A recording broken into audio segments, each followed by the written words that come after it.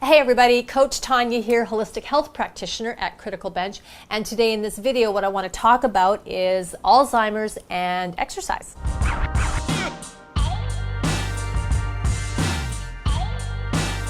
For those of you that have been watching my videos, you do know that the topics of Alzheimer's and dementia are near and dear to me.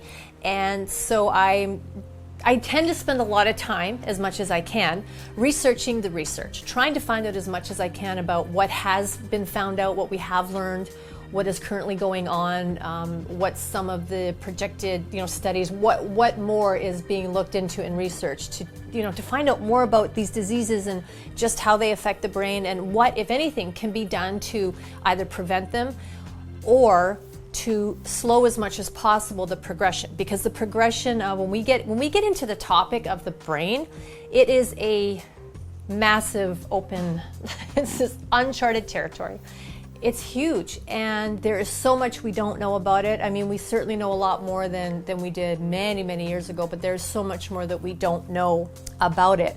There is so much being done to research the brain and to find out just exactly the things that we do, nutrition, fitness, exercise, meditation, all of that, how all of that and the things that we're doing affect our brain and its function and its health.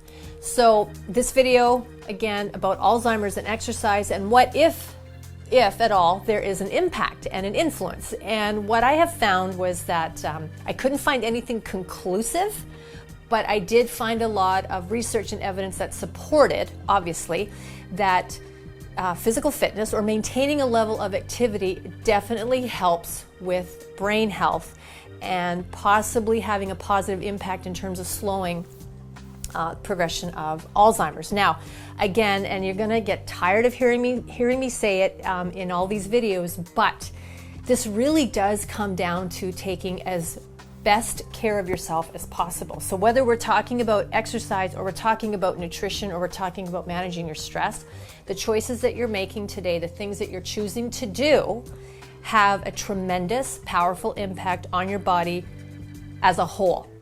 Your brain is a part of your body. So exercising, we know, is definitely great for our physical body. It's great for our cardio health. It's great for strength and muscle building and strong bones. But what about our brain? Well, what happens when we exercise? When we exercise, the blood gets pumping. It starts, really pumping through our veins. What is carried in our blood? Oxygen. What do all of our cells need? Oxygen. It just seems to make logical sense that exercising, therefore, would have some positive influence and impact on your brain health. So while I wasn't able to really find anything conclusive or nail down specific numbers as far as a study done, what I did find in looking at studies that have been done and research that has been done and is ongoing is that people who remain physically fit or physically active, okay, and I'm not talking about hitting your 60s and training for a marathon. I'm just talking about continuing to move, being mobile, walking, just doing things to keep your body active and moving.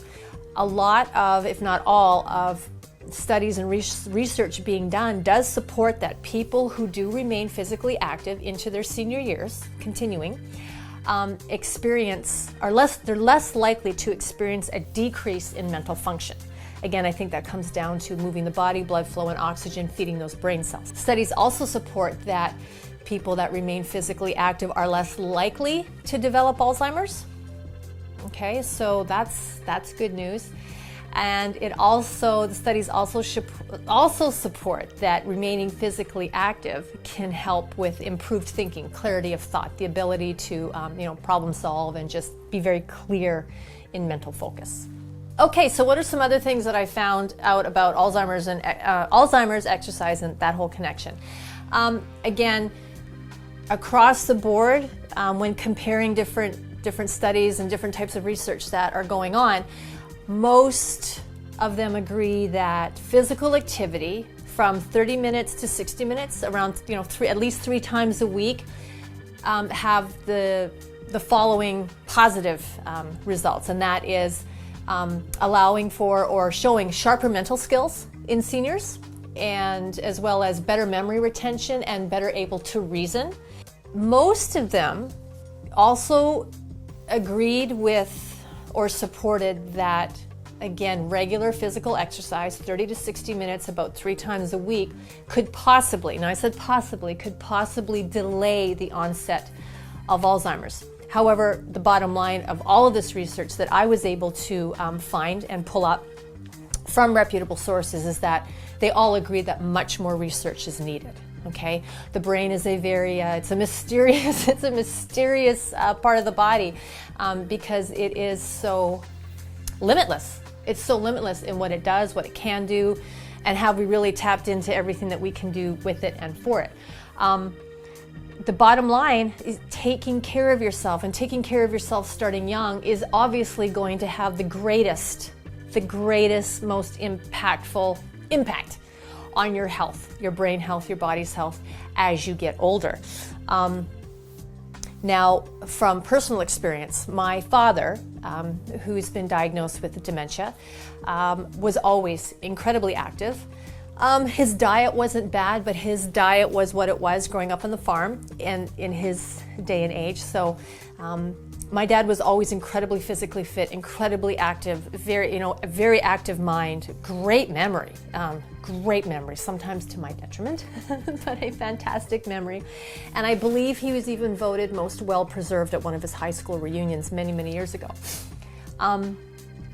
But what I, from personal experience, what I have seen is that the minute he became less active, and it wasn't by his choice. He had an accident where his leg was broken, and that kept him pretty much immobile for several weeks. And it seemed that when that happened, all of a sudden his memory, his ability to recall, it didn't go terribly bad, but it just seemed to all of a sudden Dad's ability to remember things wasn't quite as sharp as it was. And they live in a part of Canada where it's very cold and there's a lot of winter, so sometimes being housebound is just the way it is because it's too cold, it's too snowy, it's too icy, so getting out for a walk is not really the ideal thing to do. But I do have to agree with a lot of this research in terms of maintaining and keeping up with physical activity would have a tremendous impact on either slowing it down or at least supporting better recall, better memory retention, and just slowing down that progression. Because once my dad was unable to be as active as he'd always been, it just seemed to happen a little more quickly. That's just personal experience. So I would be very willing to support or be in favor of what this research is showing us. Now, your experience with a loved one might be very different than mine. However, even if, again, personal opinion here, even if you are dealing with, looking after with somebody with Alzheimer's or dementia, whose brain function is compromised in some way,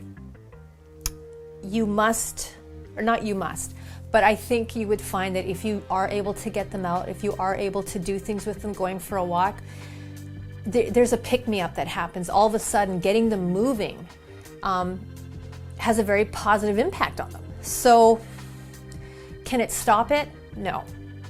Can it cure it? No. Is it a good thing? Is it helpful? Well, absolutely. Absolutely, because anything we do that's good for our body, that gets it moving, that keeps the blood flowing, keeps oxygen, circulating through our system and being delivered to our cells is good for us. We might not be able to cure it. We might not be able to stop it. We might not be able to reverse it.